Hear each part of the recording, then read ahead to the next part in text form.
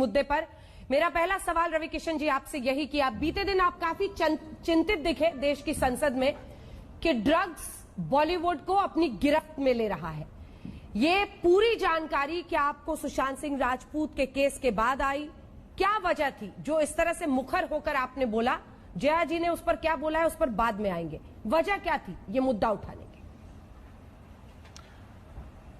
अंजना जी, मैंने पिछले सत्र में भी आवाज उठाई थी। मुझे इसकी अवेयरनेस काफी सालों से है और मैं परेशान था, लेकिन जब मुझे मौका मिला सांसद बनने का गोरखपुर का, तो और मैंने फिर ये आवाज उठाई। लेकिन अब जब सुशांत एक छोटे भाई के रूप में मेरे रहे, हमारे भोजपुरिया लड़का, हम लोग का छोटा भाई था, मुझे हमेशा सर कहते थे।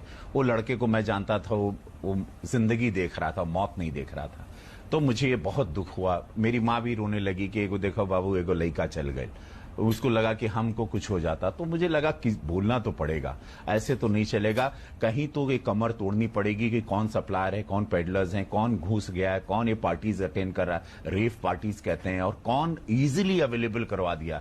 जया जी जब आए, अमित जी जब आए, या मैं आए, अक्षय कुमार, अजय देवगन 90s में आए, तब ये नहीं था। ये अचानक 10 साल में ये अचानक एक केमिकल वर्ल्ड कैसे आ गया? जैसे एक बायो वेपन आया चाइना द्वारा कोरोना के रूप में, उसी तरह चाइना के द्वारा पंजाब के रास्ते, पाकिस्तान के द्वारा नेपाल के रास्ते एक बहुत बड़ी खेप आ रही है टू फिनिश अस, हमारी यूथ को खत्म करने, लार्जेस्ट इंडस्ट्री, फिल्म इंडस्ट्री जो वर्ल्ड की है, उसको खत्म करने।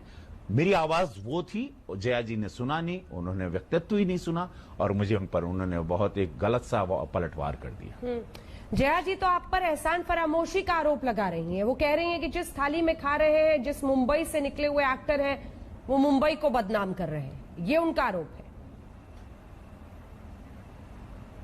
अंजना जी, कौन सी थाली, कौन सी थाली, कौन सा खाना, कौन सा छेद? किसने रवि किशन को कभी आपने सुना है? आप भी देख रही हैं 30 साल से 650 फिल्म के, कभी किसी ने हमको ब्रेक दिया? किसी फिल्म में हम लॉन्च हुए?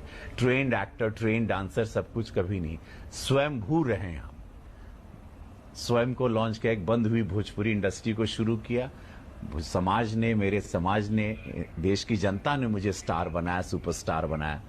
जिंदगी झंडबा फिर भी घमंडबा जब हम एक बिग बॉस में बोले, तब देश ने वो नारा गूंजा और लोगों ने पसंद किया। फिर साउथ की इंडस्ट्री में गया, वहां लोगों ने पसंद किया। मुझे किसी ने ब्रेक नहीं दिया, मुझे किसी ने खड़ा ही नहीं किया कभी। मुझे किसी ने मेरी कॉलर को भी नहीं पकड़ा कि आओ बेटा खड़े हो जाओ। शायद मैं रीजन नहीं ढूंढना, तो आज मुझे बड़ा दुख उस बात का हुआ। कौन सी थाली, कहां, किसकी, कौन सी थाली, कौन सी जिम्मेदारी की? एक जमींदार वाला शब्द लगा कि कोई जमींदार बोल रहा है कि थाली में खाए और छेद किए। कहां किसी ने हमको एक रोटी नहीं खिलाई? हम तो लोग चल कर आते हैं, हम अंजना जी रेंग कर ऊपर आए हैं। मेरा इतिहास आप देखिएगा, पढ़िएगा कि कैसे एक हम अपनी लड़ाई। ये शब्द क्या थे? अगर चलिए थाली है, तो अगर उस थाली में ड्रग्स आ गया है तो मैं छेद करना चाहूंगा उस थाली को।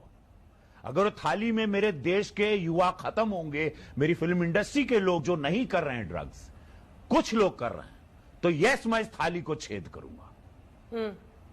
Yes, I will do it, because I know few people are doing, but उन लोग काफी इन्फ्लुएंस कर सकते हैं। कल उन्हीं के घर का परिवार के बच्चे आएंगे, उनके लिए ड्रग फ्री इंडस्ट्री रहनी चाहिए। देश के बच्चे आएंगे, आपके परिवार का कोई बच्चा आएगा, let's have a drug free country. क्या हम दे के जा रहे हैं? कुछ साल बाद हम लोग मर जाएंगे, बट क्या दे के जा रहे हैं? क्या ड्रग्स का एक प्लांट दे के जाना है ताकि वहां पे सब लोग एक बाइपोलर के शिकार रहे, डिप्रेशन के शिकार रहे, कमरा बंद करके अंधेरे में रहें और एक अलग अंधेरी दुनिया में रहते रहते एक दिन पंखे पे लटक कर मर जाएं? What are we looking at? हम क्या देख रहे हैं और किस युग की तरफ जा रहे हैं? अगर ये साजिश दूसरों देशों की प्लानिंग है, तो हम लोग इस साजिश के